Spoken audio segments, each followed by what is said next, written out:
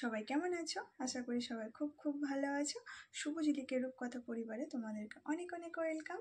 আর যারা আমার পরিবারের নতুন সদস্য তারা প্লিজ আমার চ্যানেলটা সাবস্ক্রাইব করে দিও, আর আমার ভিডিওটা ভালো লাগলে একটা লাইক করে দিও। তো বন্ধুরা, আজ সকাল সকাল ঘুম থেকে উঠে পড়েছি এবং সকালে উঠে প্রথমে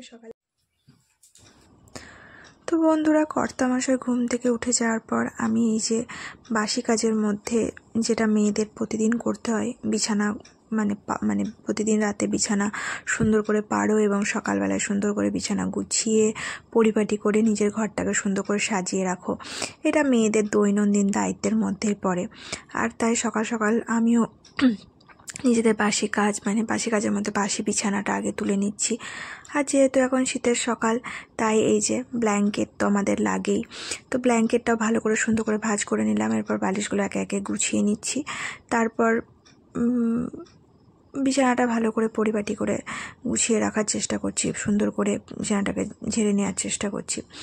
আর সত্যি কথা বলতে কি, মেয়েরা প্রতিদিন নিজেদের সংসারে কতই না কাজ করে বলো, তবুও মেয়েদের কোনো নাম থাকে না। মেয়েরা নিজেদের সংসারটাকে এত সুন্দর করে পরিপাটি করে গোছায়, তবুও কতজনা কত কথা শুনিয়ে যায় মেয়েদেরকে।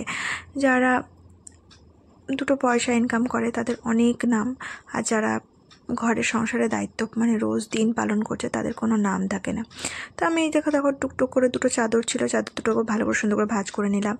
এরপর ঘরটাকে টুকটুক করে সুন্দর করে ঘরটাকে ঝাড় দিয়ে নিচ্ছি, কারণ ঘরে প্রচুর ধুলোবালি পড়ে। আর প্রতিদিন সকালে বাসি কাজের মধ্যে এটা একটা বড় কাজ যে ঘর ঝাড় দিতে হয়, কারণ ঘর ঝাড় না দিলে ঘরটা বাসি থেকে যায়। ঘর ঝাড় দিয়ে ভালো করে ঘর মুছে পরিষ্কার পরিচ্ছন্ন করা মেয়েদের একটা দায়িত্ব। আর এত কিছু সমস্ত কিছু কাজ করার পরেও মেয়েদের বিভিন্ন জায়গায় বিভিন্নভাবে নানা রকম কথা শুনতেই হয় যে মেয়েরা ঘরে বসে বসে শুধু কি করে, সংসারের কাজ তো কাজই নয়, ঠিক আছে। তো এদিকে দেখো আমার বাসি কাজ হয়ে যাওয়ার পর আমি চা বসিয়ে দিয়েছি, কারণ তোমাদের দাদা ভাইয়ের মধ্যে চলে আসবে। তো আমি তো ওর জন্য চাটা করে দিচ্ছি। ফ্রেশ হয়ে চলে আসার পর আমি ওকে চাটা করে দিচ্ছি। জলটা প্রায় ফুটে গেছে, এবার দেখো চা চিনি সব দিয়ে দিচ্ছি। চা পাতা চা করতে যা যা লাগে, ঠিক আছে, এটা বলার কিছু নয়, তবু আমি বলছি। আর আমরা সকালে দুধ চা খাই না, লাল চাই খাই, কারণ দুধ চা খেলে গ্যাসের প্রবলেম হয়। আর ডাক্তারে ওকে বারণ করে দিয়েছে। লাল চা খেতে আমার ভীষণ ভালো লাগে, আমি ছোটো থেকে লাল চাটাই পছন্দ করি। তোমাদের দাদাভাই কিন্তু দুধ চা খেতে পছন্দ করতো, কিন্তু ডাক্তার যেহেতু বারণ করে দিয়েছে সেহেতু এখন দুধ চা খাওয়া হবে না। এইদিকে আমাদের দুজনের জন্য চা আর বিস্কুট নিয়ে নিয়েছি, আর ও চা খেয়ে বেরিয়ে গেছে। তারপর আমি চা খেতে বসেছি। ও বেরিয়ে যাওয়ার পরেই আমি চা খাই, কারণ আমি খুব গরম চা খেতে পছন্দ করি না। তাই ও বেরিয়ে যাওয়ার পর আমি চা আর বিস্কুট খেয়ে নিচ্ছিলাম। আর দেখো তোমাদের সাথে গল্প করতে করতে আমার চাটাও খাওয়া হয়ে গেল। এবার কাজের মধ্যে কাজটা শুরু করে দিচ্ছি। দেখো তো আমার বাকি কাজগুলো সেরে নিই, তারপর আবার বাকি তোমাদের সাথে কথা হবে।